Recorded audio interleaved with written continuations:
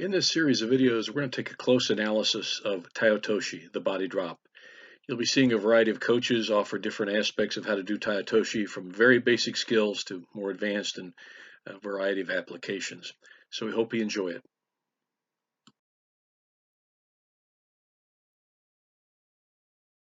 Ready for it.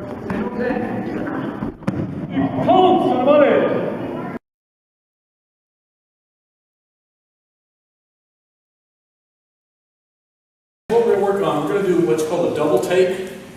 And a double take is doing 2 throws or maybe 3 throws in a row. The same throw, one right after the other, depending on how he reacts.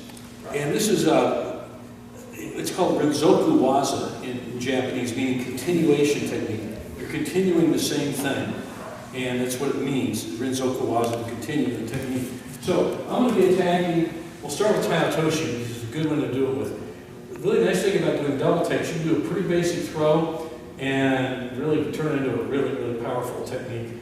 What I'm going to do is, I'm going to attack, say, with Tai Otoshi. Now, a common defense that guys use is a hop around, just to avoid your throw, okay?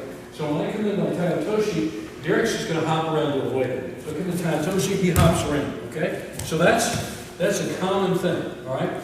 I'll let you grab here because I'm taller. So I come in Tai Otoshi, he hops around.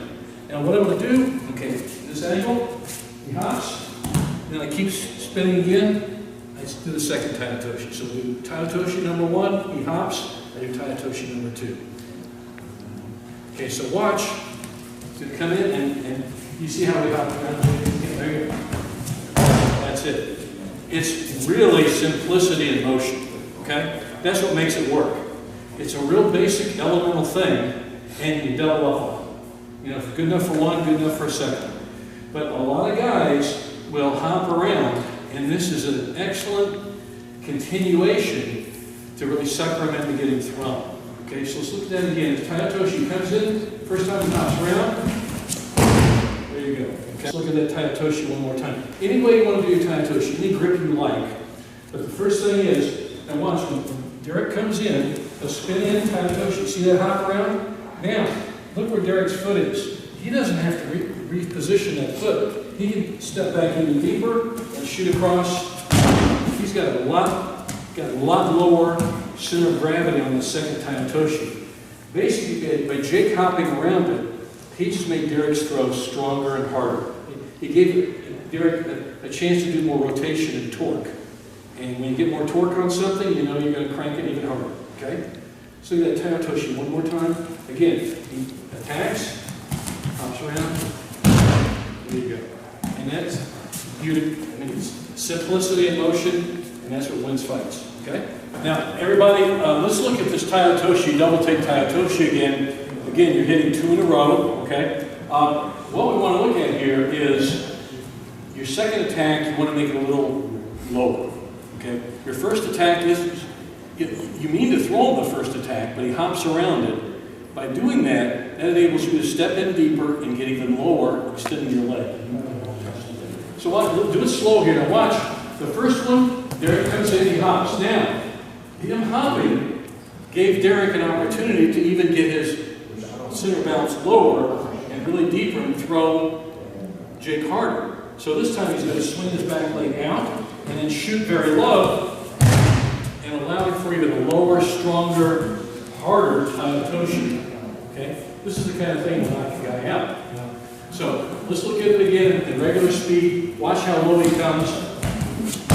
The second one's a bit lower than normal, the first Tai Otoshi. Derek may have had every intention to throw him with the first Tai Otoshi, and the guy hopped. So this is a good thing to develop an automatic response for if you're a Tai Otoshi guy. I know both of you guys are.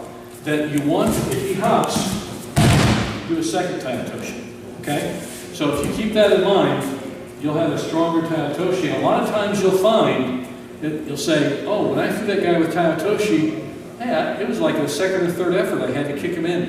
It was a double take when you look at it.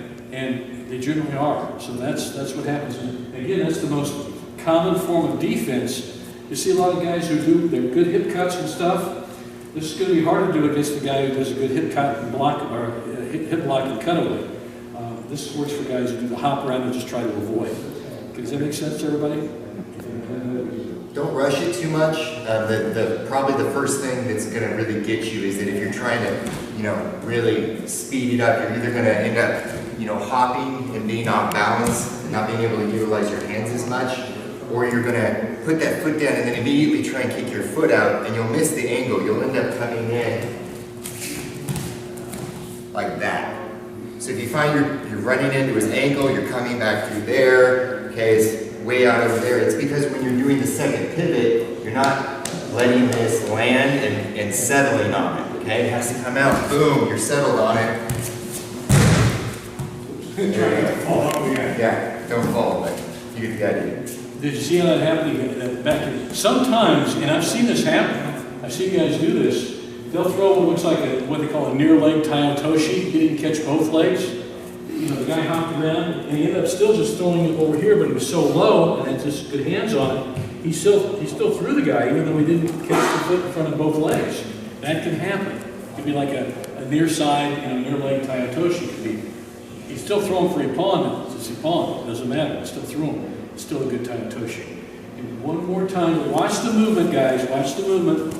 Hop, lower tai otoshi. All right, let's do a few more reps of this, and we'll do the same thing with the seoi nage. Okay. All right, let's go get it.